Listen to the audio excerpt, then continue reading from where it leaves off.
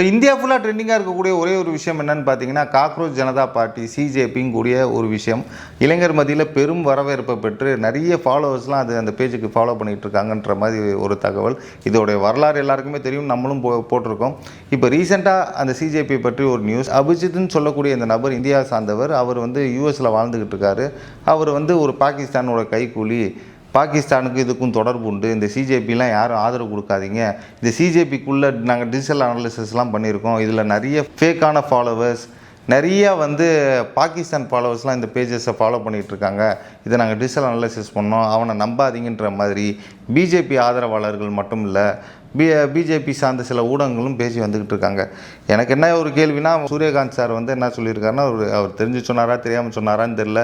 அதுக்கு அவர் விளக்கம் கொடுத்துட்டாரு, ஒரு மறுப்பும் தெரிவிச்சிட்டாரு, இந்த மாதிரி நான் அப்படி மீன் பண்ணலன்னு. பட் இருந்தாலும் அவர் சொன்ன ஒரு விஷயம் பப்ளிக் மத்தியில் ஒரு ஃபயர் ஆகி உருவாக்கப்பட்ட விஷயம். இவரே ஒரு புதுசாக கிரியேட் பண்ணல. அதையும் மீறி இது ஒரு புரட்சியாக மாறப்பட்டது. திடீர்னு இது பாகிஸ்தான் கைக்கூலி, இவருக்கும் பாகிஸ்தானுக்கும் தொடர்பு இருக்குது, இவர் இந்திய மண்ணை சார்ந்தவர் தான், வெளிநாட்டில் வாழ்ந்துக்கிட்டு தான் இருக்கார், அவரை போய் பாகிஸ்தான் கைக்கூலின்ற லெவலுக்கு ஃப்ரேம் ஒர்க்லாம் போயிட்டுருக்கப்ப எனக்கு இது ஒரு சரியா தவறான்றது எனக்கு தெரியல. இதை நம்பலாமா வேணாமன்றது எனக்கு தெரியல. பட் ஒரே ஒரு விஷயம், இது ஒரு நேஷ்னல் செக்யூரிட்டிலாம் உள்ளே இன்வால்வ் ஆகுதுன்னு சொல்லப்படுது. இதில் யாருமே என்கரேஜ் பண்ணாதீங்கன்ற மாதிரிலாம் நிறைய பெரும்பான்மையாக பேசப்பட்டு வந்துக்கிட்டு இருக்கு. இதனால் நம்ம நாட்டுக்கு ஆபத்துன்ற மாதிரிலாம் பேசுகிறாங்க. இந்த இடத்துல கவர்மெண்ட் ஒரு விஷயத்தை ரியலைஸ் பண்ணணும்.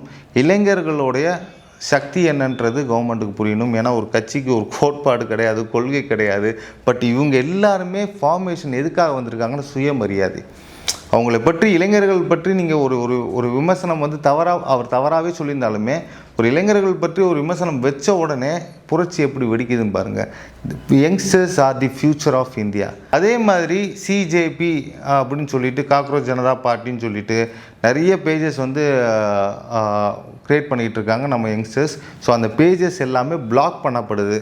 நல்லா ஞாபகம் வச்சுக்கோங்க. நீங்கள் சிஜேபின்னு ஒரு விளையாட்டுத்தனமாக நீங்கள் ஏதாவது ஒரு பேஜ் க்ரியேட் பண்ணாலுமே அது முற்றிலும் பிளாக் பண்ணப்படுது. இன்ஸ்டாகிராம் மூலமாக அஃபிஷியலாக பிளாக் பண்ணுறாங்க. இதுக்கு பின்னணியில் என்ன நடக்குதுன்னு எனக்கு தெரியல. கவர்மெண்ட் சொல்கிற மாதிரி இது பாகிஸ்தான் சரியா இல்லையான்றது தெரியல. But still let us not entertain more அப்படின்றது என்னோட கருத்து. நியாயமான ஒரு புரட்சியை நீங்கள் எல்லாம் முன் வச்சிங்க. பட் இதுக்கு மேலே இதை என்கரேஜ் பண்ணலாமா, இதுக்கு மேலே இதை என்கரேஜ் பண்ணணுமான்றது என்னோடய கேள்விக்குறி. ஐ திங்க் நெக்ஸ்ட் டைம் கவர்மெண்ட்டும் சரி, அரசு அதிகாரிகளும் சரி, ஒரு விமர்சனம் வைப்பதுக்கு முன் அதை பார்த்து வைங்க.